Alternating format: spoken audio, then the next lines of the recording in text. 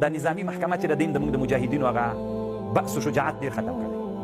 صحیح د وي دی چې ظلم ونشي، خو طالبانو دومره کلکې رانیول چې مازې یوه چاپېړه چاته ورکړي نظامي محکمې ته تلل. دا طالبانو علمي له لحاظه دا زموږ سیاستولۍ ته تاوان کوي. که یې کوي نه کوي پوښتنه وکوي کړې ده که یې نه ده کړې. طالبانو مونږ چې سیاستولۍ کوو طالبانو باید مونږ علمي سیاستولي وکړو.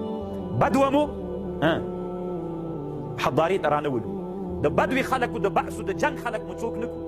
ټول د جنګ خلک نه ول که نه داسې ټوکه به وکړو طالبانو دا حکومت کې چې د امارت کې نن ولاړ دي دومره ډېر خلک دا ټول جنګیان ول. هسې طالبانو تورې د لالا وهي مړی به عبدالله وي ډېر داسې ستا د بعث خلک مو طالبانو د تورو خلک مو ځان ته خلک ول. هغه د تورې او د بعث په قوت باندې باید پاتې شي. څنګه پاتې کېږي؟ حضارې ته یې مرولوي که نه د قولي اردوګانې او دا شیان طالبانو باید په بدو کې جوړ شي.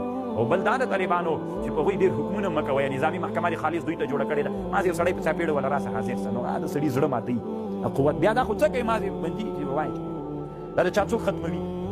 شجاعت و قوت ختموي طالبانو. موږ به تک څوک په سیاستولۍ کې او رښتیا وایي طالبانو چې دی کمې خبرې کوي خوند کوي که نه کوي.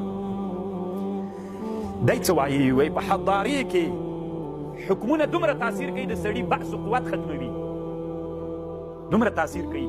کوم ماشومان چې له اول نه د تربیت میدان ته ورلیږي له حکمونو سره بلد سوي هغه ماشومان تر ټولو نه ډېر بېزړه